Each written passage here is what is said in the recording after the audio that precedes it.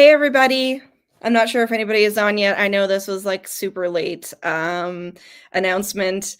Uh we had been getting some stuff done with our house and cleaning up for spring and everything. So this video is very, very late, this discussion. So we are going to discuss The Poison Thread today by Laura Purcell, and I have my very good friend Jacki here to help me go through the very extensive plot of this book and all of the twists and turns and the gothic goodness. So Jacki, why don't you tell us a little bit about yourself?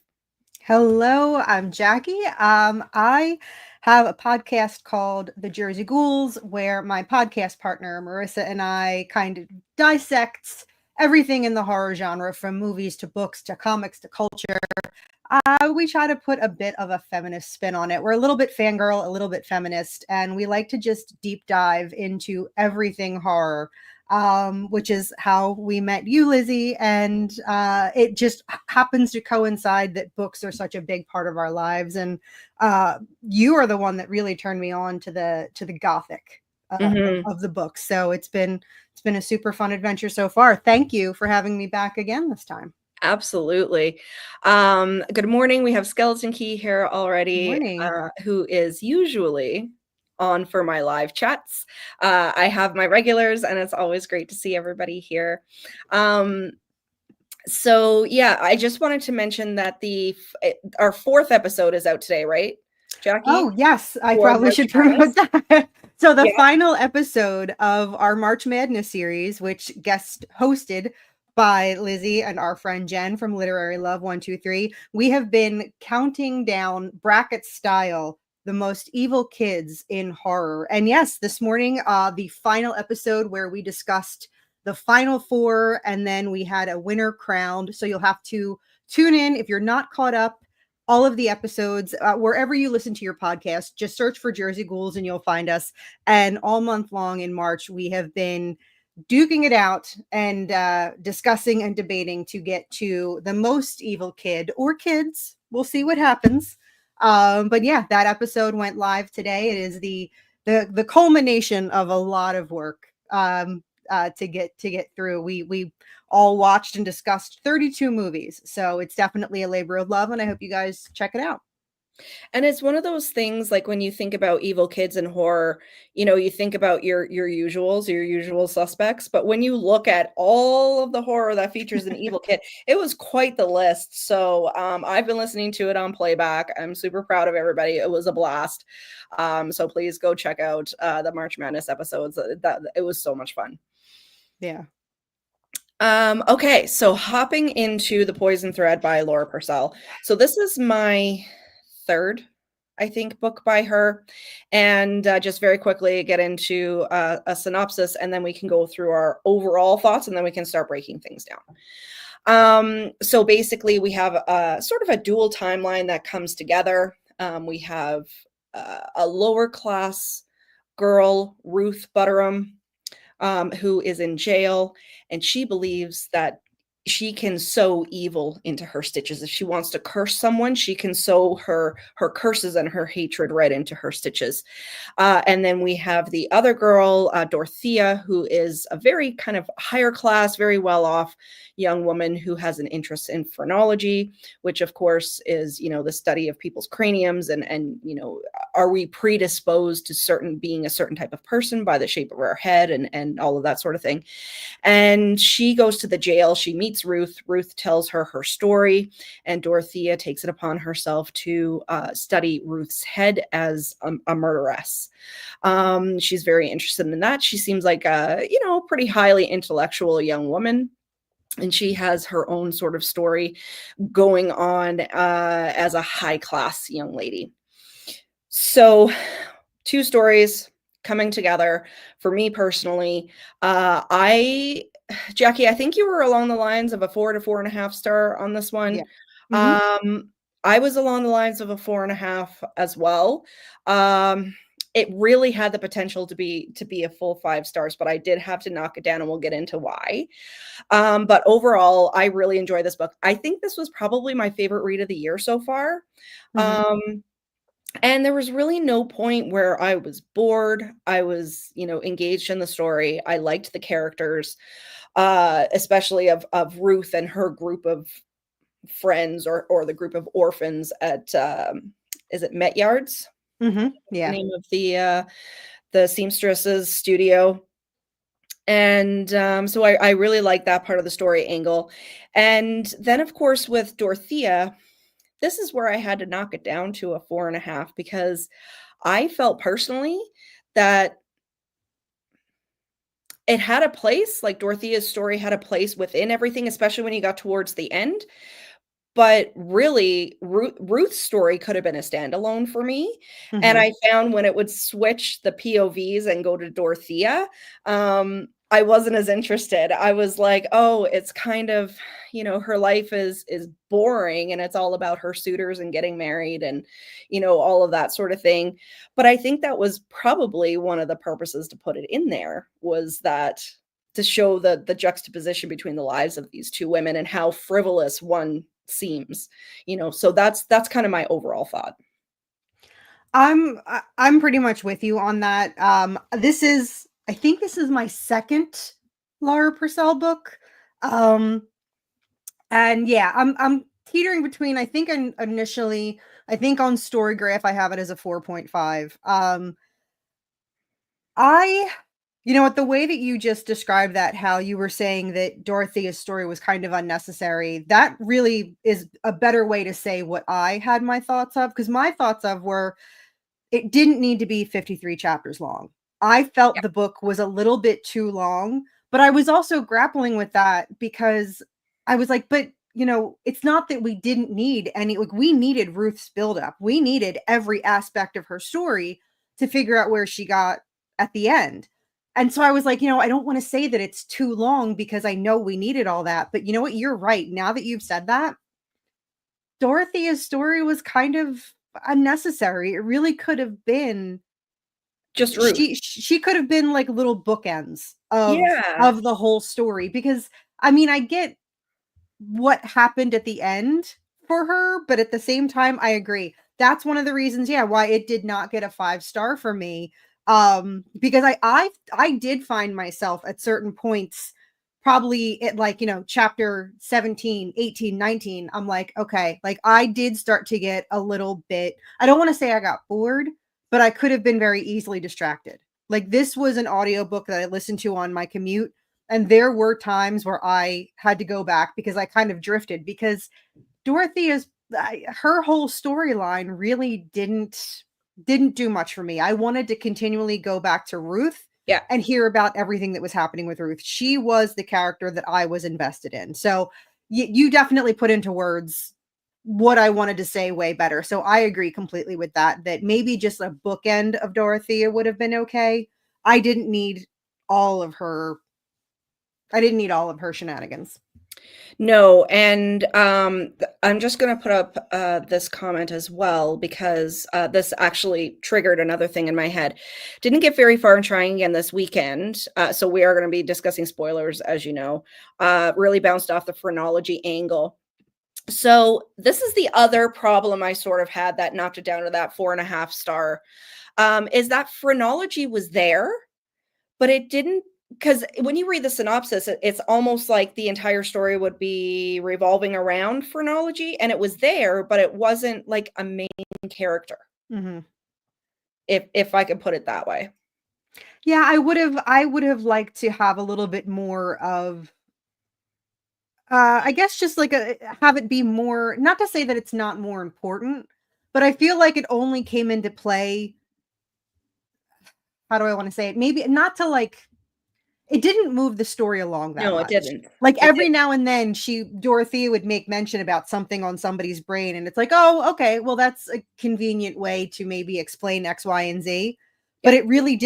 it didn't progress the plot at all. And again, if the phrenology thing was not in the plot at all, it really wouldn't make a difference, because No, I think it could have been yeah. left out. It could have been Yeah, it really completely could left have. out.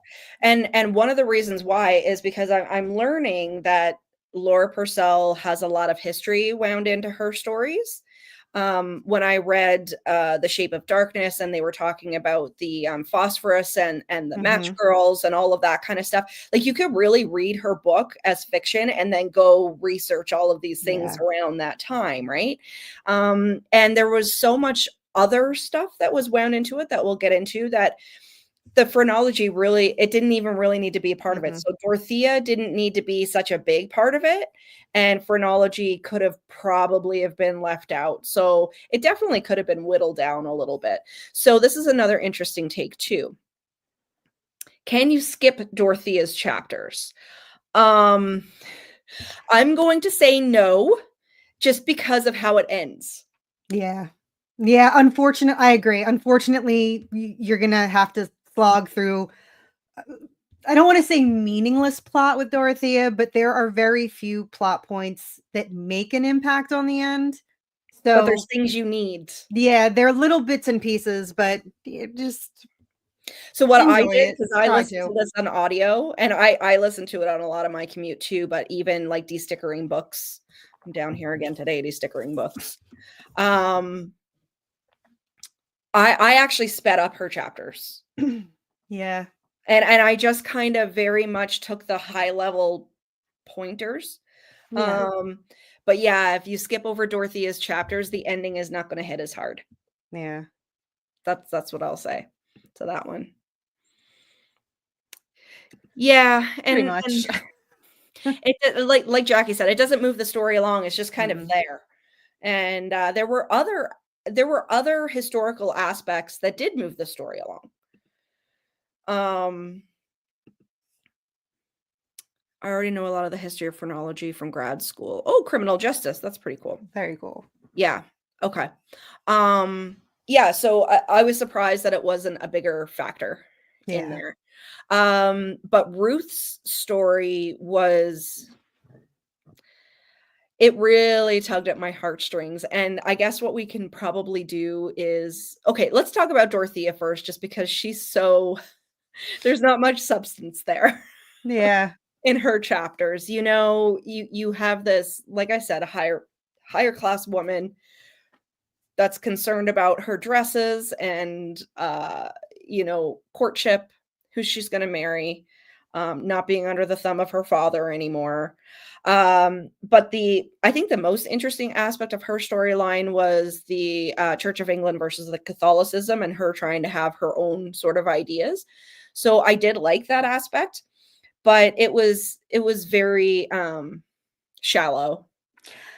I'm kind of getting, I don't want to say sick of the trope, but I'm kind of over the main character, female character that is, I'm different from other girls. I like science, in a time when I should only be concerned about, who my husband's going to be. I like science and I like medical stuff, and I'm different than, I don't know. I guess that I'm different than other girls main character is a little bit, I think that's another reason why I just kind of dismissed Dorothea and I focused so much on Ruth, because Ruth's character was actually interesting.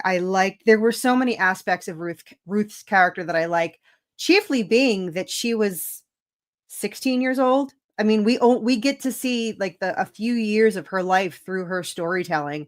And I mean, yeah, at the end of it, she's only 16, and it's one of those, she's lived so much life in that short time. And yeah, Dorothea was just, Yeah, she didn't and do I much for think me. something else I've noticed with Laura Purcell's writing is she really does want to highlight the low class aspects of London or the UK during that time period, because you think about the Dorotheas with their dresses and courtship and all of that kind of stuff, and Victorian England, I mean, we know that it was terrible for a lot of people, but a lot of especially like the the Jane Eyres and stuff like that, they focus on, oh, they're going to marry a rich man and they're going to move into a manor and all of that sort of thing. And I think Laura Purcell really, she doesn't shy away from how bad it would have been for young women there. Um, and that was really brought to life through Ruth's story. So I think for the most part, until we get to the end, we're pretty much done with Dorothea. Yeah. I'm good not to talk about her anymore because it was very shallow. But getting into Ruth's story, because that's where the meat and potatoes of this is, right from the beginning when they were talking about, her father is now out of work, her mother and her are trying to be seamstresses. There's drinking involved. Of course, the father is an alcoholic. And then all of a sudden, the mother ends up pregnant, 15 years after Ruth. There's going to be a new baby. And this is kind of where we get that first glimpse of her emotion and her feelings. And it's almost like it's almost very witchy, where it's like she's sowing her energy into everything that she's doing, and she makes the baby blanket for her little sister. And can we talk about the birth scene for a second? Because I mean, we read some pretty gross things in horror, and that birth scene, I mean, she wrote that to absolute horrific level. Between reading this book's birth scene and having recently read Witchcraft for Wayward Girls by Grady Hendrix, he's got a birth scene written in there.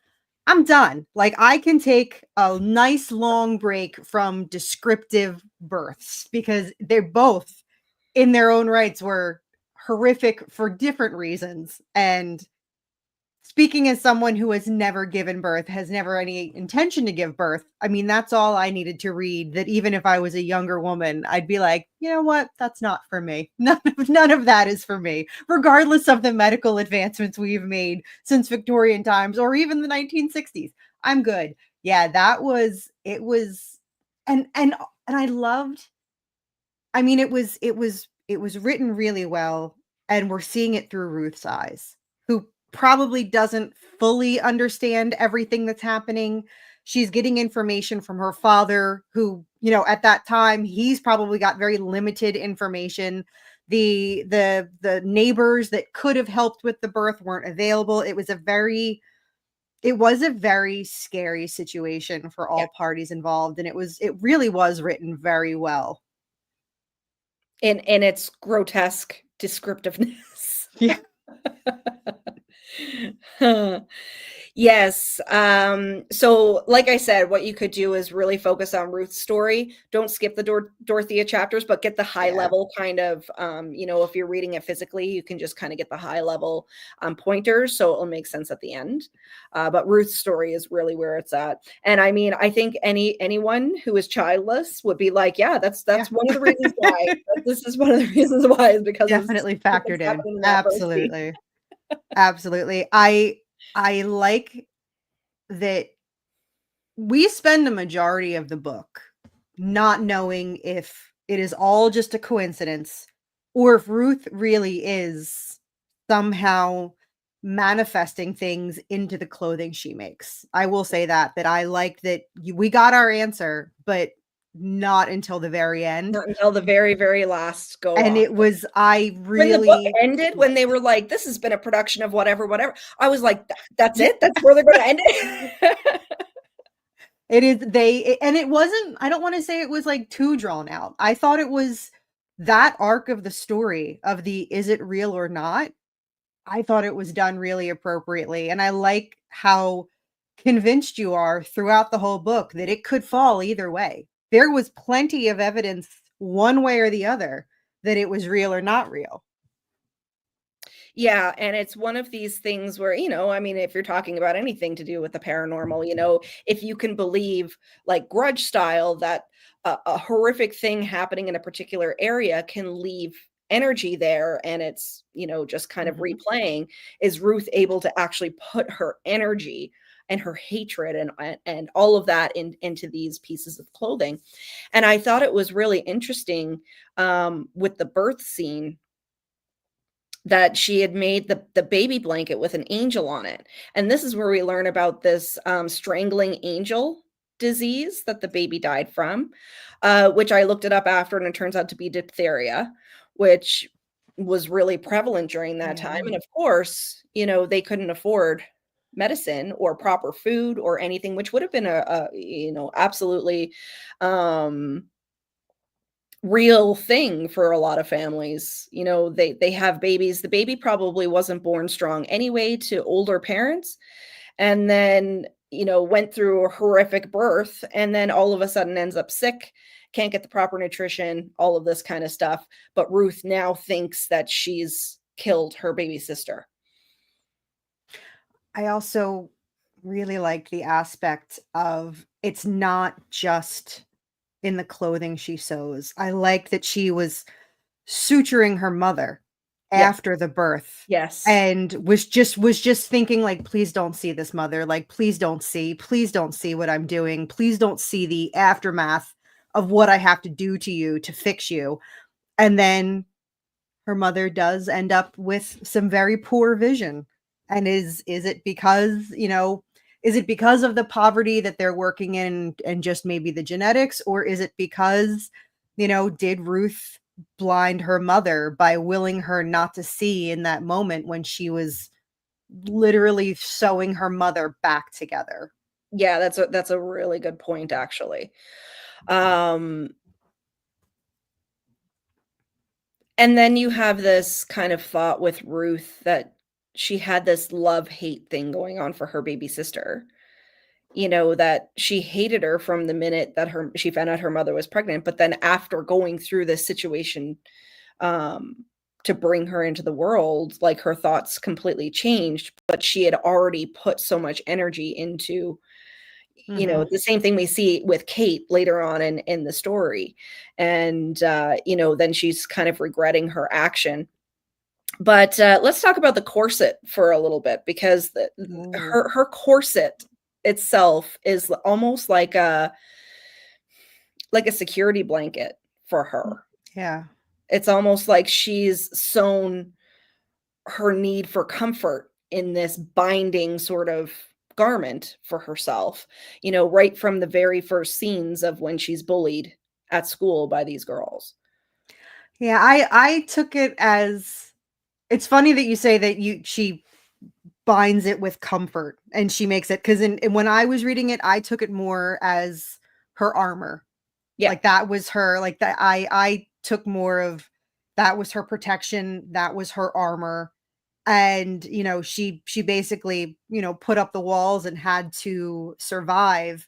And I do like that moment when there's that change when the corset finally comes off her. Like I Yeah. can't, and I liked how it kept going where she had this corset on day or night, it never came off, but it never got dirty. It She never never smelled. smelled, there were never sweat stains.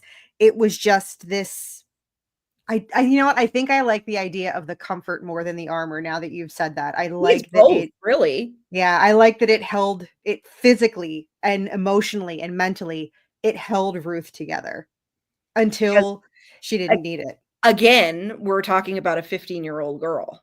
Mhm. That's she's starting to see some pretty horrific things, and I mean, I can't even imagine the PTSD that these girls would have to go through, when they hit poverty and all of this kind of thing and what they had to do. I actually laughed out loud, when she was doing I believe it was the gloves, and, they had to go back and ask the fabric seller, I believe it was, for more time to pay for the fabric, and her father had shot himself and got blood on the gloves, and she was like, "Oh, the bastard shot himself over your work, did he?" But it was just in this deadpan, like, Yeah. expression, and I was folding laundry, and I actually laughed out loud because I was like, "Yeah, that's probably something they would have said back then, Yeah. women to each other." Mhm. Yeah, it was, she goes through losing her sister, losing her father, and her mother has no choice but to essentially sell her to, Mrs. Metyard Yeah, to basically keep the mother out of debtor's prison, to be able to keep their family somewhat afloat. She essentially sells Ruth off to be a slave for the most part. yeah, She, is in an impossible situation where she can work to pay off her debt, but she's also working to pay for her room and board. She's to work every day, and there's no way she'll ever get ahead truly. So she is indentured for probably the rest of her life, The rest of her essentially. life, because the way those things worked, we saw it where I grew up back home in Newfoundland, with the merchants basically owning the fishermen, and this would be the same thing, that you would never be able to pay off that debt Yeah. ever, because they would make it so it seemed like that very, very little was actually going towards your debt, and then you had interest and, you know, your room and board, and if you did something wrong, that they would dock your pay and all of this sort of thing. So we get into, so she's now in Metyards. So we have Mrs. Metyard and her horrible daughter, Kate. And then we have the group of orphans who are, I mean, they do have a little bit of their own infighting as well, but they're just trying to survive. And this is where we meet Mim. And my heart broke for Mim, like every step of the way, because I knew it wasn't going to go well for her. No, I have a very special place for Mim because Miriam was the name of my grandmother on my mother's side, and Mim was what I called her. Like, I didn't call her mom, I didn't call her grandmom. I called her Mim. So much so that when my own mother, after my grandmother passed away and my own mother became a grandmother, Mim is the name that her grandkids called her because she loved that so much. And I tried to explain to her that I called her Mim because that's a nickname for Miriam, but she loved it. So the name Mim is very, very near and dear to my heart. So the moment I heard that character is like, oh, I'm Miriam, you can call me Mim, I was like, oh no, please, please, please. Please make sure everything's okay with her. Please make sure she gets a happy ending, which unfortunately she does not. But yeah, I liked the dynamic of all of the workers at Metyard, even the twins, even though they were nasty little twins. Like, you could tell that they've probably been there. Everybody's just trying to survive. You know, it's not about they're in the mindset of, it's not about making friends. It's about, I need to come in, I need to do my work. We need to survive to the next day. Yeah. Yeah. And Mim, of course, as the black girl, really gets the crappy end of most of the anger from Mrs. Metyard and her daughter. And but one thing that I really liked with both, when Mim was dragged off and when Ruth were dragged off separately, like in, you know, when we were finding out what was going on in the back rooms, it didn't go into a lot of detail of, like, Right. torture and beatings, like extensive beatings and stuff like that. Like, there was some description, but a couple of times I was expecting it to get really bad, and it didn't, which I actually appreciated. Yeah, I like that it went more, especially in the times when it was Mrs. Metyard's hand. I like that the descriptions were more about her own psychosis of taking on the identity of her late husband. She came out as the captain, complete with, you know, the costume, the fake beard, the persona, the Like, voice. her voice, everything Yeah, changed. Yeah. it was more about the description of, you know, Mr. Metyard, the Captain Metyard.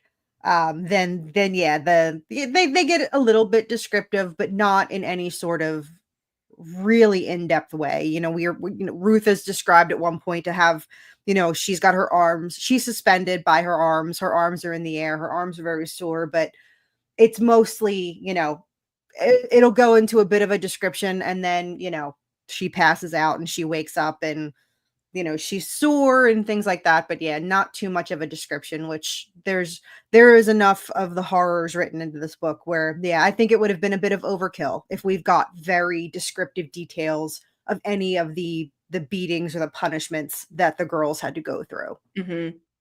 So let's talk about Mrs. Metyard a little bit, because when they did that scene where Ruth kind of first figured out what was going on here, I mean, we do have paranormal wrapped in here. So is this like a possession situation, or is this psychosis where she takes on like a complete, like, different persona where even the voice changes?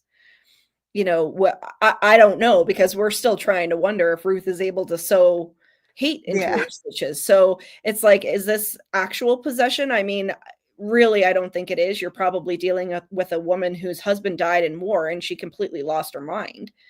But to have that kind of physiological change, I mean, that would take some serious level of psychosis, I would think.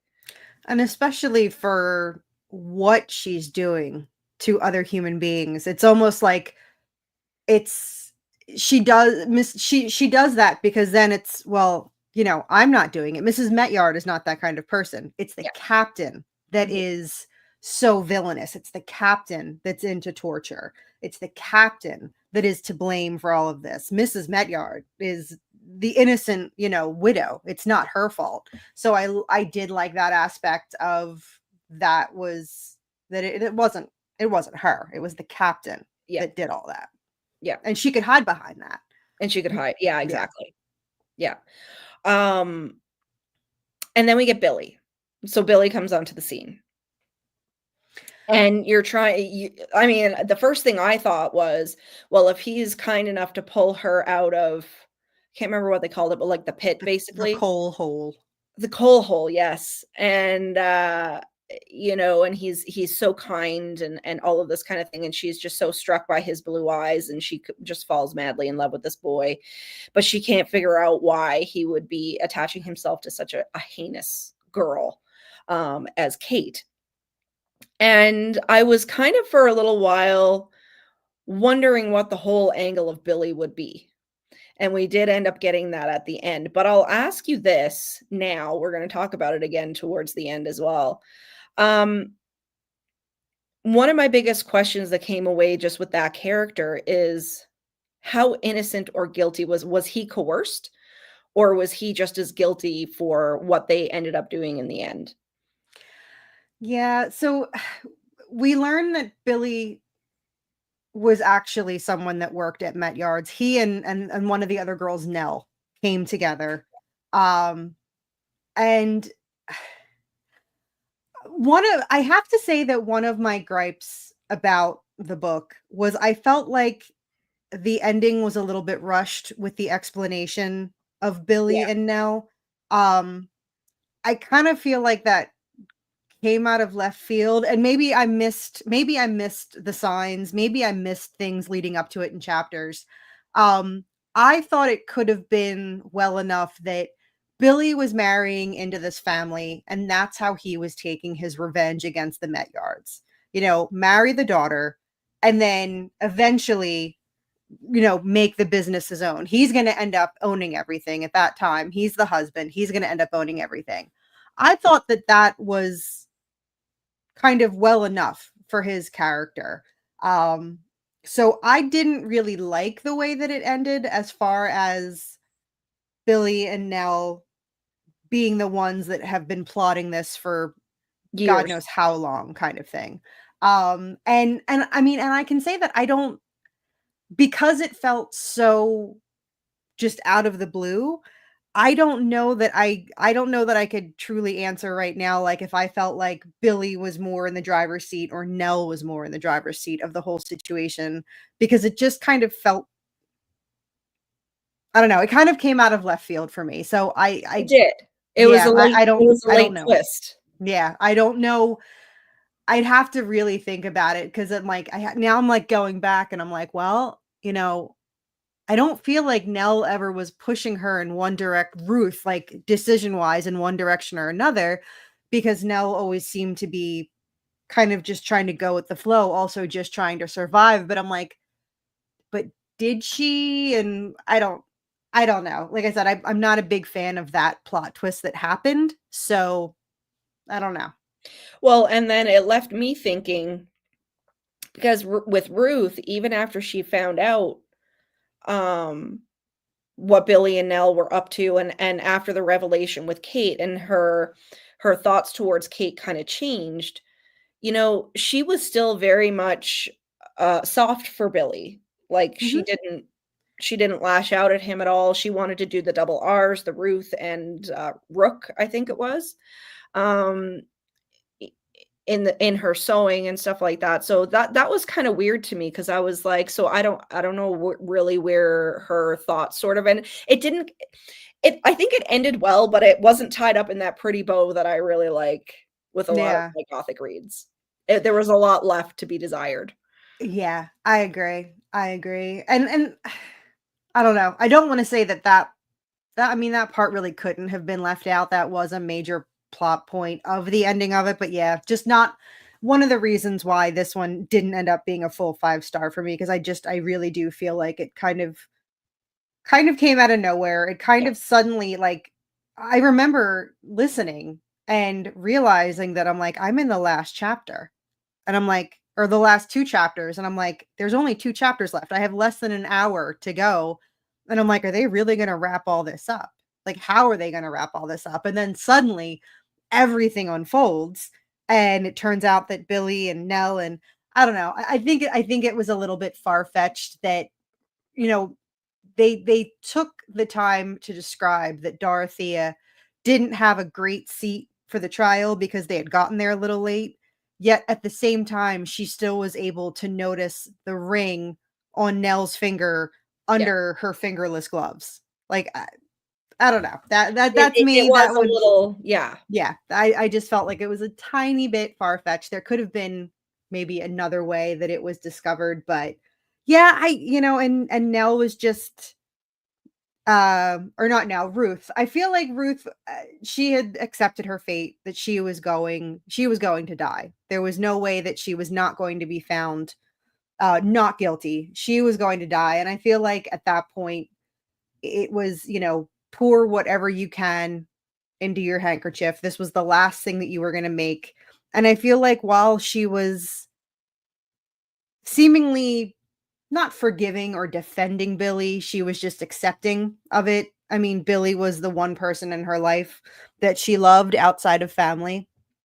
But with the way that everything ended, I still feel like inward she was processing it, and she also didn't have a lot of time to process it before she died. I mean, she had less than 24 hours from when everything was discovered to her being hung.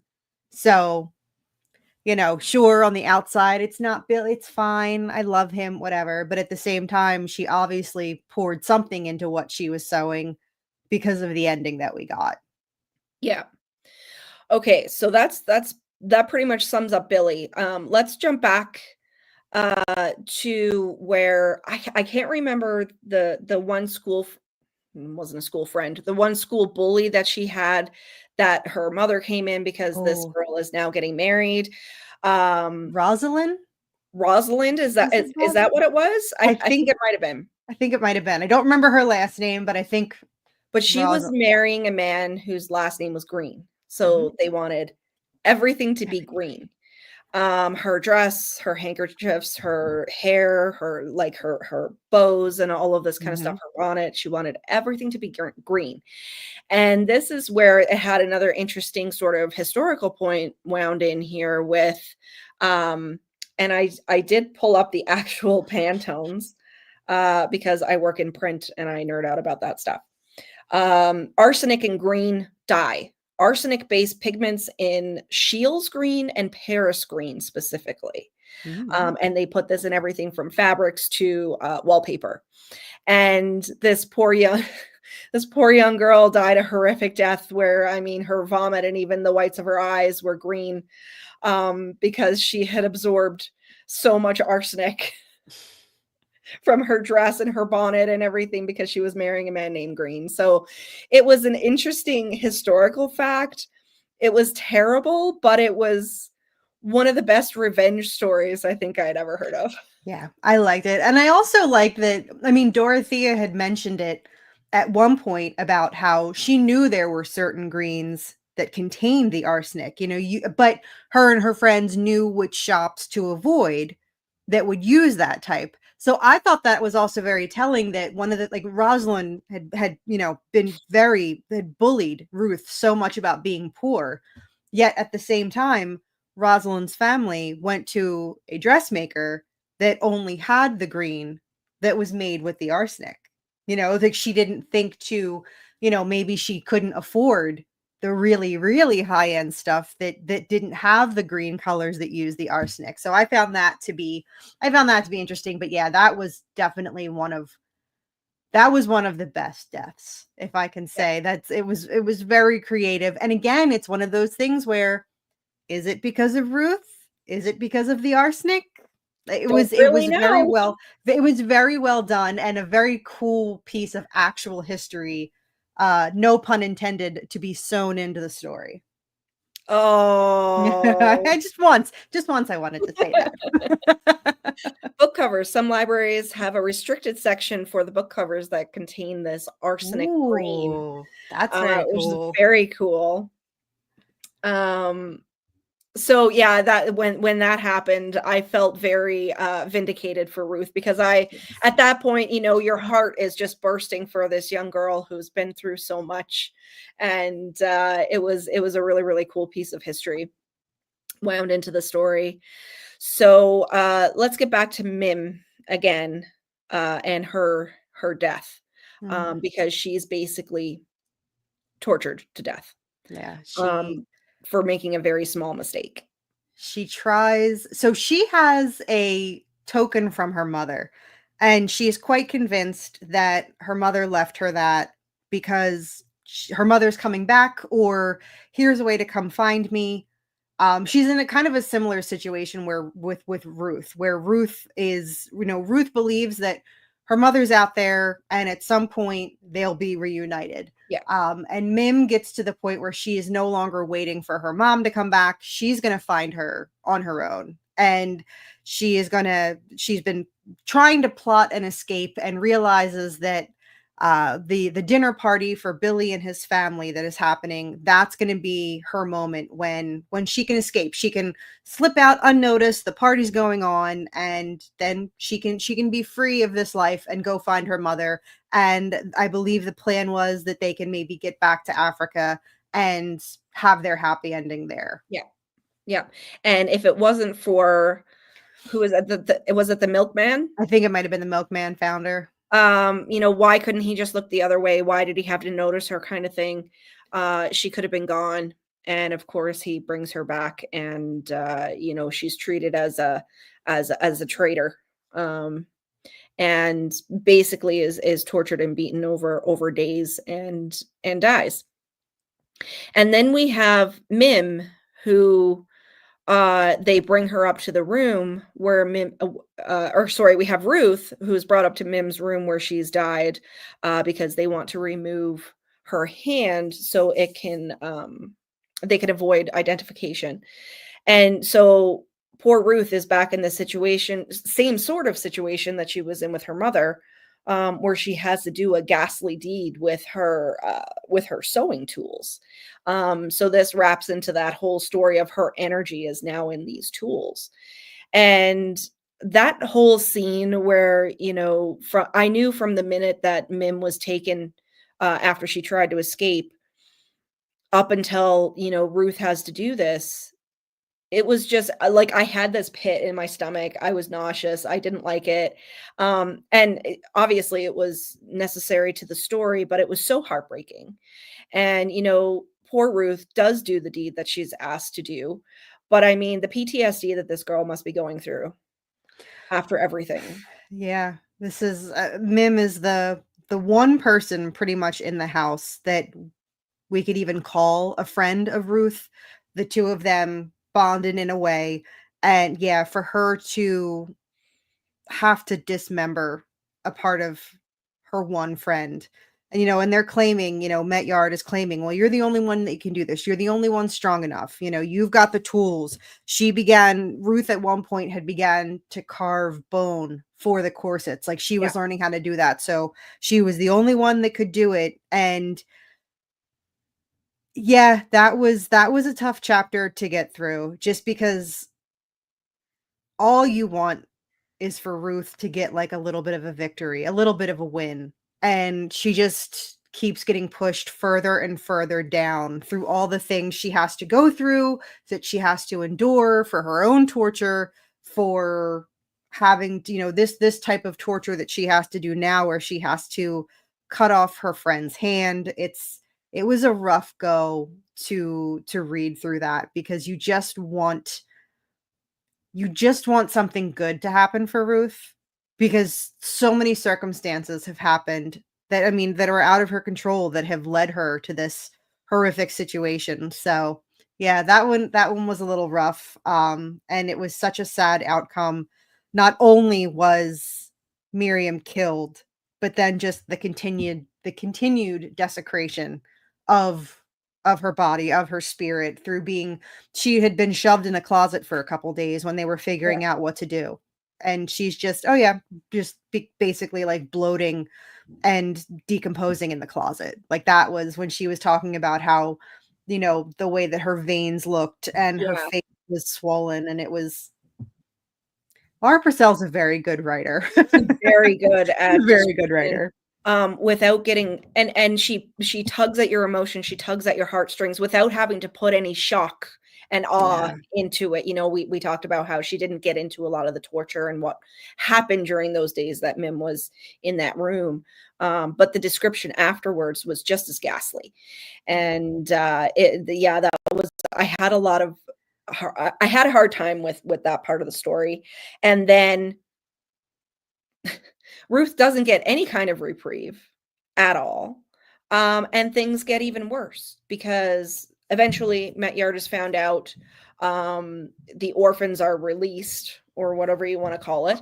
But now they don't have any sanctuary. They don't have any income. They have nothing. And they're basically out on the streets now at Yeah. this point. So we've gone from her being with her family, which was awful. She lost her sister, which was awful. She was sold into slavery. And now, even the sanctuary that they had, because at least they had shelter and food and all of that kind of thing in a horrific environment, all of that's gone now. Yeah, Nell gets her from the hospital and says that, they can find work, they can, figure it out. I've got a little bit of money. And she tells her that basically, she's been prostituting herself to get a little bit of money so they can at least stay in a boarding home, and of course I say boarding home. They get to go to, a room with a bunch of other people and a bucket in the In the middle middle to of the relieve yourself, kind of a really, rat infested, just a really horrific situation, but it's a roof over their head for the night. And then at Mrs. Metyard's hanging, conveniently there's Billy. Yeah. So Billy takes him back to the house, and this is where we now see that Kate is not doing very well. And at this point, Ruth is, happy about that. Kate had, been pretty horrific to them, and Ruth had made a corset for her as well. So she's seeing that she's, not doing great, but it's not really progressed as fast as her other clothing has progressed. But, you know, Billy instantly offers them work at their house. Mhm. And it's like, how could I possibly work here? Because at this point, I mean, Kate is, only a little less villainous than her mother. So, and Nell gets offered the job in the kitchen, and Ruth is said, well, you can be the lady's maid to Kate. So, Well, and in between this of they were in this boarding house and going to live with Billy and Kate, Ruth finds out that Metyard wasn't paying her debt. mm, She completely disregarded her from the very beginning. There was absolutely no way that her being sold into this situation was even gonna save anything. And I think yeah. that was a heartbreaking situation too, because she knew that, like, her mother was just she basically withered away and she died, and, you know, even Yeah, being sold into that situation wasn't gonna do anything. her mother, what was it? They said, almost immediately Metyard had Ruth's mother sent to debtor's prison. Yeah. And once she was there, she ended up passing away in debtor's prison. And so there was never any hope. All the times that Ruth thought, well, let me just do this, like everything with Miriam, she was like, let me just get through this, because if I don't dismember my friend, they might send my mother to debtor's prison. They could do something to my mother. And this whole time, her She was in mother, there. yeah, her mother has already, expired at that point, I'm sure. So, yeah, all of it was for nothing. So, all of this hate toward Metyard, toward Kate, it is bubbling to the surface for Ruth. Yeah, and I remember because after I had been reading for quite some time, and I took a break when Nell and Ruth went to live with Billy and Kate. And I was like, okay, I need to go get a snack. And I stopped, and Matt asked me how the book was going, and I was like, it's friggin' terrible. I mean, it's a great book, Yeah. but the story is it's just hit after hit after hit after hit. And that's very much what life would have been like for young women that weren't in these high class societies worrying about who was going to marry them.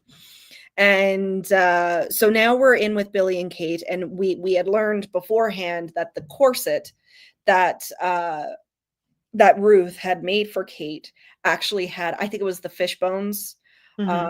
Mim's fish bones. So she even sewed some of Mim's energy into this.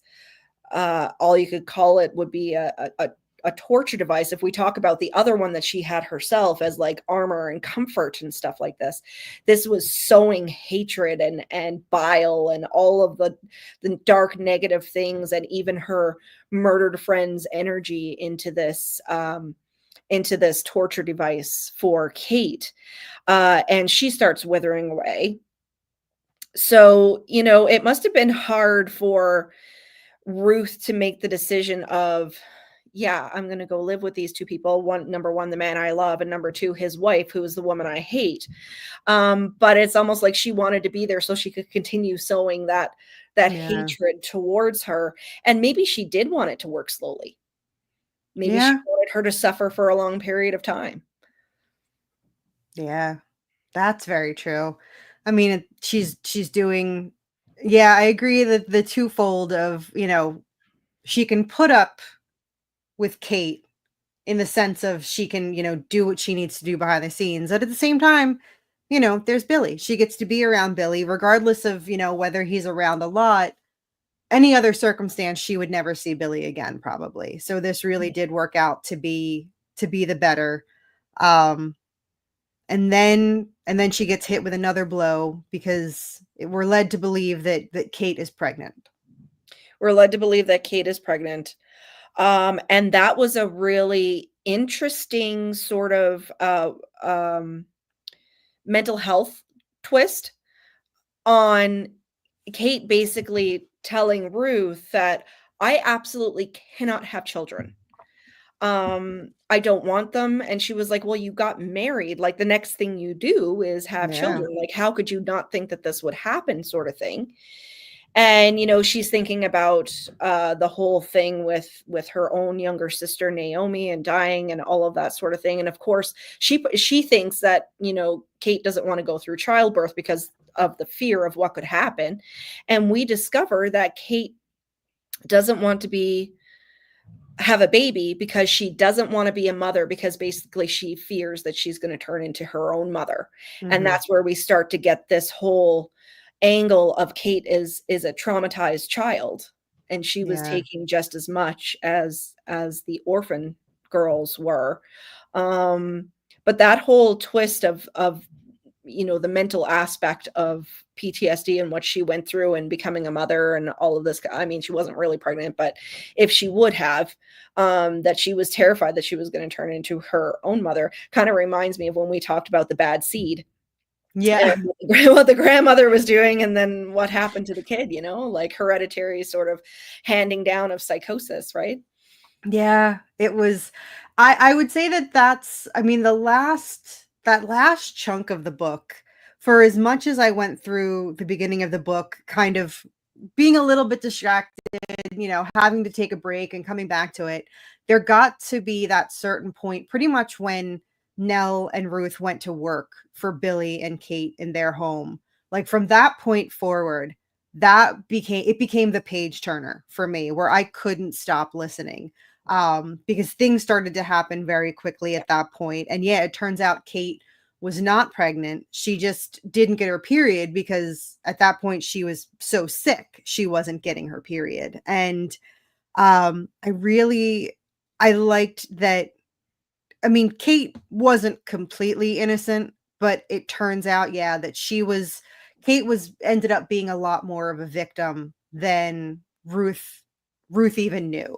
Like, it turned out that Kate was the recipient of a ton of abuse until more of the orphans came to work for them, because once the orphans came to work for them, then they could be the recipients of the abuse that Kate used to be. And yet we find out that Kate actually tried to protect Miriam, or at least soften some of the punishments that she had gotten from time to time.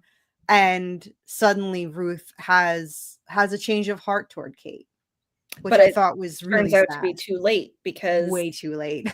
way too late, because Kate suffers a horrific death. Yeah. And Ruth tries to actually make a shawl to reverse the effect that she had sewn into the corset, so that she was telling them, like, take the corset, you can't wear the corset, Right. and make sure that the shawl stays around her, because she thinks it's going to heal her. You know, if she can sow hatred into something, then maybe she can sow wellness and goodness and all of this positivity into another garment to offset. But of course, it's way too far gone.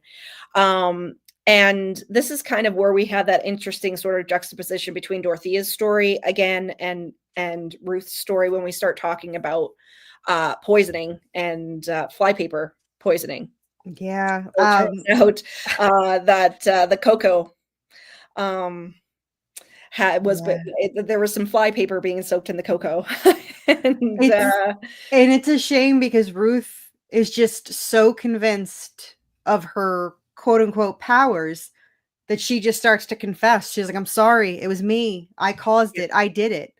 And I did really like that plot twist when Dorothea said that Ruth is convinced that she killed Kate, but Ruth doesn't know the cause of death. Ruth just figures, yeah, I killed her. Ruth doesn't realize at first, when she, pretty much up until the time of her trial, she doesn't realize that Kate was poisoned. And clearly that wasn't her. That wasn't her at all. no. Yeah, we learned that there has been some poisoning, and all signs are pointing to Ruth. Ruth has been, again, Nell and Billy have been plotting this for quite some time, so they have been doing everything in their power to point all the fingers at Ruth. And yeah, then the strange, I guess I don't want to say the strange tie-in, but yeah, we learned that Dorothea's father also poisoned her mother, and she had not, she didn't realize that her mother was poisoned. And yeah, it was, again, that was kind of like a strange, It was a weird sort of, yeah, we didn't really need Dorothea, but it will yeah, become evident towards the end what's going to happen. But so this is an interesting comment too, because Ruth is very much one of those characters that she's a murderess, but she's the heroine of the story, kind of thing. And you're rooting for her, and you're just hoping that she's not going to get any more heartache. And you can understand why she's doing what she's doing, and why she has the beliefs that she has, and all of this sort of thing. I mean, that poor girl just got knocked down from day one. Yeah. I guess, you see her survive as much as she can. I did like, as much as I liked Ruth, as much as she is our heroine, I liked that there wasn't some magical save at the end. I almost liked that it didn't get wrapped up in a neat little bow where somehow Ruth was exonerated and they found out Billy and Nell got hung, and Ruth, got Right. Yeah. adopted by I'm glad it didn't go Dorothea, and that they way lived either. happily ever Yeah. after, kind of thing. I like that it still progressed the way that it most likely historically would have progressed. Ruth is Yeah. found guilty, and the very next day the clock strikes noon and Ruth is hung and has died for her crimes. Even though we all know that she's innocent, Dorothea knows that she's innocent. Nobody else knows that. So everyone else feels that justice has been served. Mm-hmm. So we've been going for an hour, because this has been a really interesting book to discuss. So let's get to that very quick ending, because like I said, they describe what happened at the end, and it's like, this has been a production of the Poison Thread. I was like, that's it. Like, it's done. It's over, you know, but it did end in a way that I liked. I'm glad that they didn't have the 11th hour exoneration. Yeah. You know, justice is served, whatever. It was very realistic. But then we find out that Ruth, after this entire book of 53 chapters or 58 chapters of, does she have magical powers? Does she not have magical powers? We find that, you know, in the conversations between Ruth and Dorothea, that, you know, Ruth finds out the truth of what's going on with Dorothea and her father. She makes a handkerchief at the very end with an R, and Dorothea goes into the room and finds her father basically strangled in a chair. And he had opened a package that had the handkerchief, and he basically has the noose marks around his neck, and he's dead himself, you know, and it's just I thought it was a fantastic ending, as quick as it was and as plot twisty as it was at the end. It was just a cherry on top.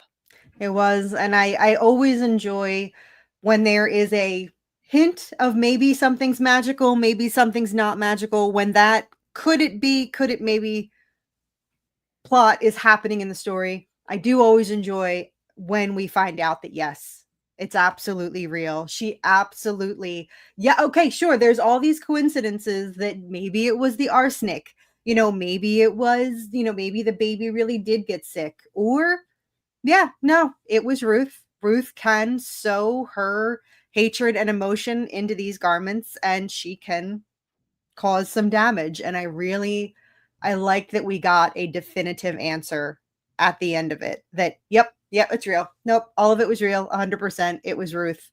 Not to say that she deserved her ending, but I did like that we got an answer, and that part was not left up to any sort of ambiguity. Yeah, absolutely. I think it was fantastic. And you know, the book overall, it was well written. It had so much historical element in it.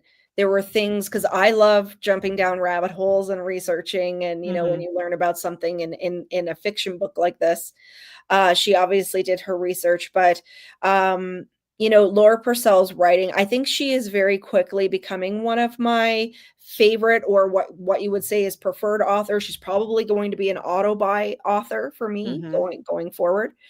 The first book that I read by her, you know, it was about a 3-star. The Shape of Darkness was a full 5 stars. That's probably my favorite by her.